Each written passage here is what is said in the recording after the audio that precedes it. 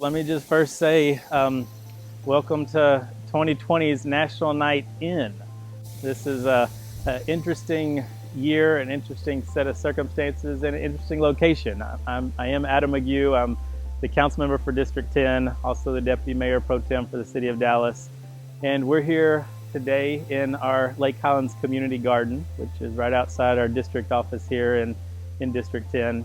And I'm glad you're able to participate in this National Night Out experience. I wish it was different. I wish we were there in person. It's something I look forward to every year, to get together with all of our board and appointees.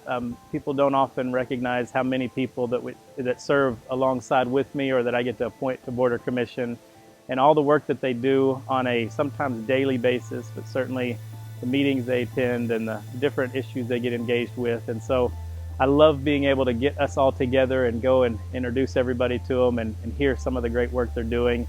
And so we don't get to do that this year. I don't get to eat the hot dogs and the pizza and that kind of thing, but at least we have this opportunity to at least get to speak to you, to let you know that we're working very, very hard. These last several months have been really difficult for a lot of us personally, a lot of us physically. This virus has hit us all in so many different ways. Personally, professionally, we're all working from home, just the new world we're living in. Certainly the protests and the cries for social justice has impacted all of us. I'm still chairing our public safety committee, and we're working through a lot of issues as it relates to public safety. But this is a night to really focus on your neighbors, to focus on your community, to remind ourselves how much we love Lake Highlands, how much we love Hamilton Park, this district, and our city. My ask this year is that we step back a little. There's so much division in our world, whether it be around politics with the election coming up, whether it be about race, or whether it be about so many different issues that we're dealing with right now, that we just have a moment where we step back. We give each other grace. We dig into some of these issues that are important to us, and we advocate the way we feel appropriate, but we do so with kind of the spirit we always talk about here in District 10, but the idea to truly love your neighbor, to serve each other and serve each other well. Some of the big ticket stuff that we're dealing with right now, as I mentioned, is the budget. The last few years have been a lot of work of trying to fix some of the issues around pension, pay referendum lawsuits, getting our starting salaries up, and then dealing through meet and confer to get the salaries for our first responders at a market rate.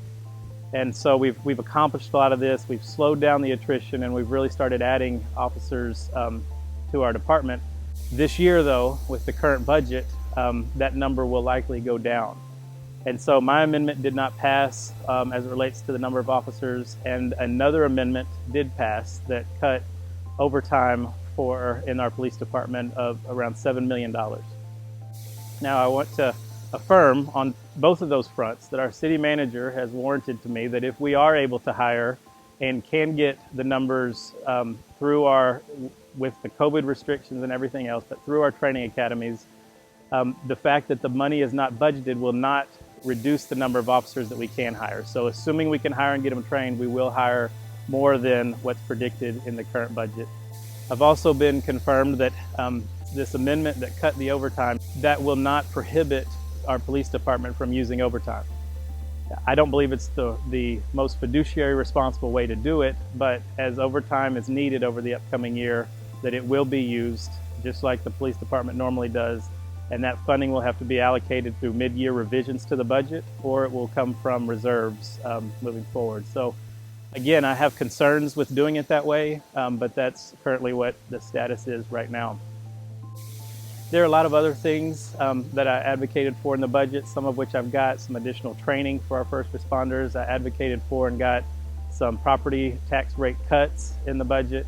Got some help with our sustainable development. Many of us are experiencing delays regarding permitting and things like that that originally started due to some of the changes during the COVID, but are still, they've made some online changes and things that eventually will help things move quicker, but right now there's a huge state of delay, and so we're working through those items as well. Other big ticket The LBJ project is moving forward. The construction has started. We didn't get to have our formal kickoff and ribbon cut or groundbreaking, but that will be coming soon. They're starting a temporary construction bridge over 635 at Odelia that will be in place during the construction and then taken down when the big suspension and formal bridge comes in. And you've already seen the cones and construction on the sides as we start to connect our continuous frontage roads and get that project moving forward. So it is moving forward well. Another project that I'm encouraged by and excited by some of the progress being made is our Bonton Village at Lake Highlands.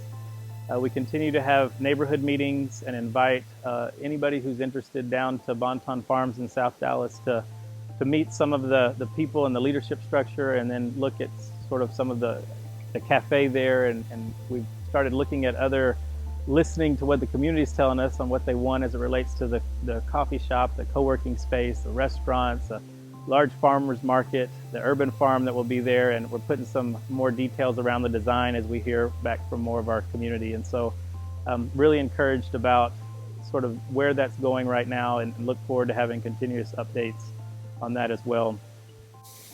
Project Safe Neighborhood is still at it and has shown some really good success on some of the arrests that they've made. I'm thankful for the partnerships there.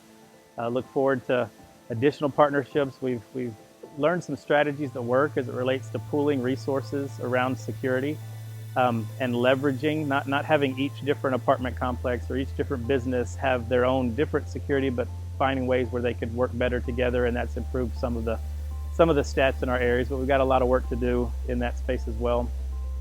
We get a lot of questions about our chief situation, and Chief Hall did announce her resignation. She will, as I've been told, staying through the end of the year. I've talked to our city manager about that, and I believe that he is starting a national search. Chief Hall is moving on, and I don't know where she's going as far as her next opportunity, but I thank her for some of the good things that she's done while she's been here, and I look forward to new leadership coming in. There are a number of things that we need to do around violent crime, and we've seen increases that's widely publicized around the number of killings, our murder rate.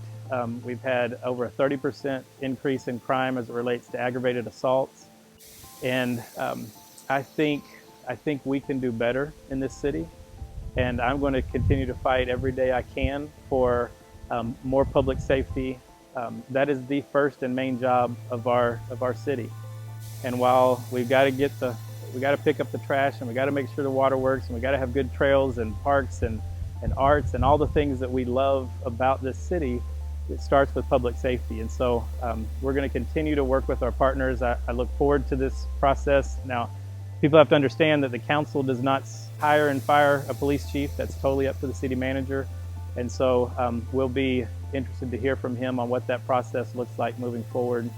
We just had one of those budget battles that we weren't expecting, was around protecting our school resource officers here at our schools in Richardson Independent School District. And as of now, one of my budget amendments did pass, and we will be able to keep our school resource officers. And I'm incredibly thankful for them and the way that they serve, and that they're not just cops in schools, but they're true resources to our students here in our schools. And it's something that we need for public safety, for deterrence, but more than anything for relationships and mentoring. So another fight we had to win, and so far we're winning, is for our Police Activities League, and those officers that engage with our youth and our communities in meaningful ways, and allows for interactions to be positive, not just dealing around enforcement or when something bad has happened, but to be encouraging and positive and working with our kids. We've got kids that were struggling, didn't have opportunities, that are now Golden Glove boxers and that are traveling around the country,